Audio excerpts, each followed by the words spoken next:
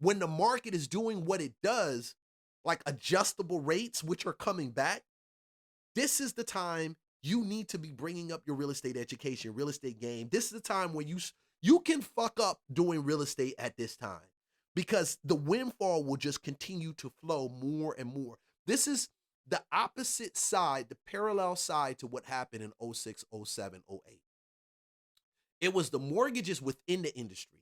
Now it's without the industry, outside of the industry that's causing the collapse, that's still going to affect the industry. Because even when the mortgage industry collapsed and houses were people were just going into foreclosure left and right, you still had that trickle into everywhere else. Jobs were becoming unsettled, uneasy. Businesses, income form, capital form wasn't readily available in some periods during that time. So we got to stop looking at these situations and saying this is a bad. Yes, it's bad for the person losing their house. I'm not going to say that. That is great for them, and it's shitty. But if you're somebody that's trying to get the bag, you're trying to add doors, you're trying to grow your portfolio, you're trying to get into the business and learn the business, you've had one foot in and one foot out. This is probably the best time for you to get in. You learn the most during this time, and your competition will slowly dwindle away. Just like we dealt with, I said earlier, we're going to have a lower amount of realtors. We're also going to have a lower amount of investors. Some people will stop fucking around with real estate. You got to realize that. That is the best blessing that you can freaking have right now. It is the best. They don't want to say it. Agents will never tell you that. Some of the investor people, you'll find out about that, and it's in their Patreon or in their private course or their groups, but they're telling their members. And I know it because even the listings that I have on the market, some of those listings, oh my gosh, I got offers that I'm like, this is not a freaking fire sale.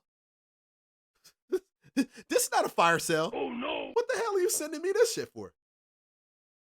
But that's the mindset. Go out into the market, throw out all these offers, and see which ones bite. More will bite that won't bite. And I believe them. They're right. When you got 40% of the homeowners who own their mortgages free and clear, somebody's going to bite.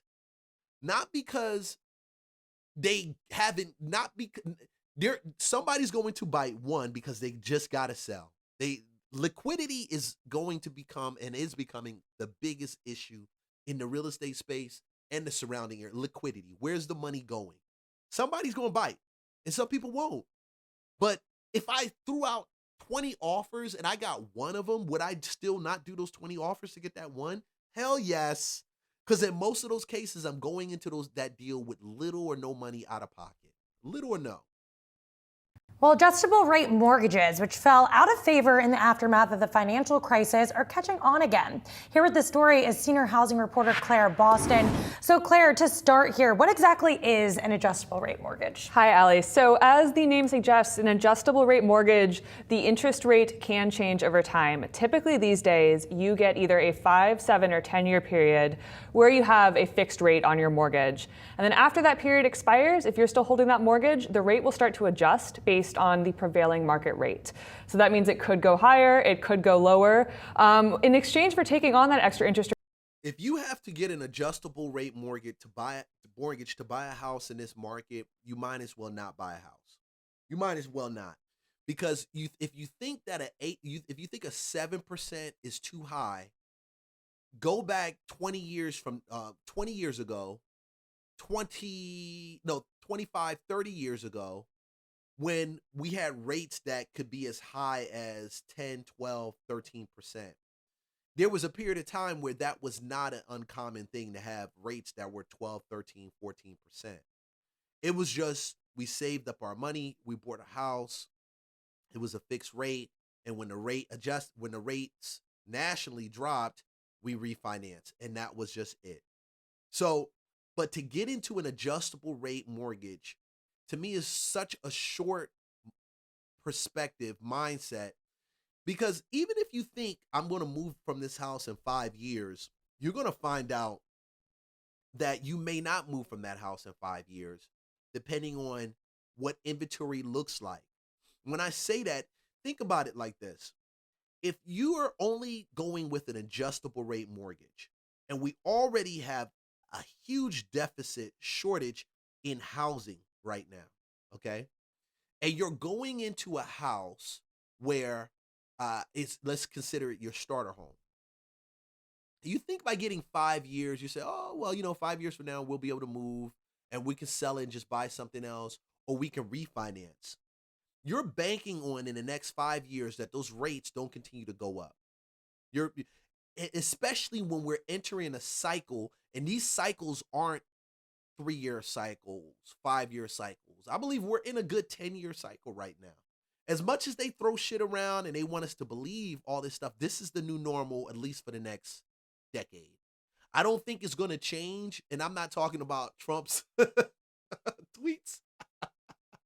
I'm talking about just being able to access inventory and be someone that graduates from college, get a job, and then 2 years later you buy a house, which is the normal course of American dream, right? That's what they say is the American dream, which is not the American dream. It's the American pathway to slavery. But you buy a house, you're banking on that house, one, that there will be inventory available for you to sell that house and move to, and the rates will be the same. Nah, bro. Nah. Unless, especially with the shift in the monetary policy and the things that have taken place, no. That is the worst decision you can make. You're projecting something in the future, and what happens if you're 7%, or you did this for a 7% rate, and you should have just went with the 7.5%, and now the easiest and the only rate is 10%. And your mortgage will adjust automatically to that 10%.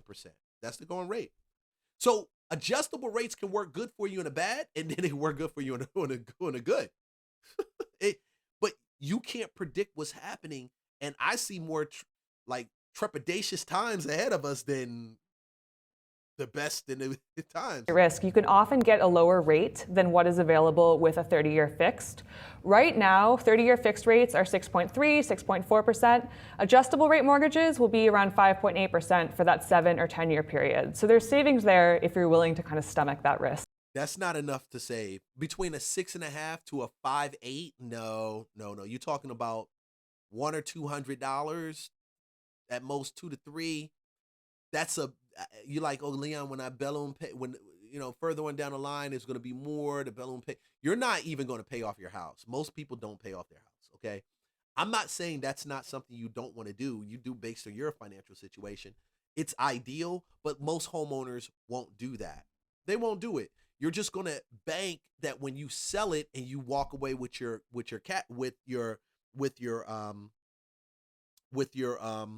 gains from selling it, that you will have enough in gains and that the rates will be reasonable enough for you to buy another house. And all bets say right now that builders aren't building any starter homes, and the homes that are actually would be considered step-up homes are like the next tier up. It's like you're starting at $500,000 when you should be starting in most metropolitans at somewhere around $2.25 for a house. And you say that these types of mortgages are catching on. Where is that showing up in the data? How do you gauge the popularity? Definitely. So the Mortgage Bankers Association keeps data on market share and how much these mortgages are being used. A couple weeks ago, we hit a post-crisis high of about 13% ARMs. This past week, it fell a little bit to about 9%. That being said, in some years, we've seen as little as 1% ARMs being used. They really fell out of favor after the crisis, but they're coming back now. And from what I hear, it's because people are really looking to get those lower rates, and ARMs are a way to do that. And you said they're coming back into vogue again after what we saw with the boom and bust housing market, the 2008 financial crisis. How are today's ARMs different? Definitely. People are pretty scared of ARMs because they just remember something happened with them in 2008. Basically, back then, ARMs could adjust as frequently as once a month when you were in that adjustment period. These days, the adjustment period typically lasts 6 months or a year, so you don't get those surprises. You know what your rate is going to be for a little bit of a longer term. It's also really hard. Nah, that's still not good enough. They lying to you. Don't believe that cap. That's cap. Don't hey. Oh no. Don't believe that cap. Don't believe that cap. Don't think that when she's telling you that, oh, 6 months, 9, not as much as every month. No, you don't want to go there. Go there at your own peril. To qualify for an ARM, you have to be a very highly qualified buyer. You're going to need a good credit score, a good down payment, and the income that shows that you will be able to pay your mortgage even if your interest rate does rise. If you can show all of that, good income, good credit score, good, if you can show those things, just get yourself a fixed rate. Just get yourself a fixed rate. There's no advantages to this in an inflationary market. It's just none. And that really wasn't the case in 2008, but things have changed since then. And how closely are these mortgages tied to the federal funds rate, especially since we know the Fed has started its easing process? Yeah, we talk all the time on here about how when you have that 30-year fixed rate mortgage, it is not directly tied to what the Fed is doing. But ARMs are a little bit different because when you're in that adjustment period, you are tied to something called SOFR. And SOFR is very closely linked to the federal funds rate. And so if the Fed starts easing and you're in that adjustment period and SOFR falls, you may actually see your mortgage rate go down. It's a little early to tell, what is going to happen this time around, but the Fed did just cut. They say they may cut a few more times, and that means that as an ARM in an adjustment period adjusts, there could be a little bit of rate savings for those borrowers. All right, we'll see what the Fed ultimately decides to do. Claire, thank you so much for joining us as always. Thanks, Allie. And for more. Hey guys, like, subscribe, follow for more content. I always put out real estate content and I love sharing it, sharing what I know. And when you're done doing this, check out the other videos on the real estate side. And don't forget the Patreon is there because we need to talk more about money moves.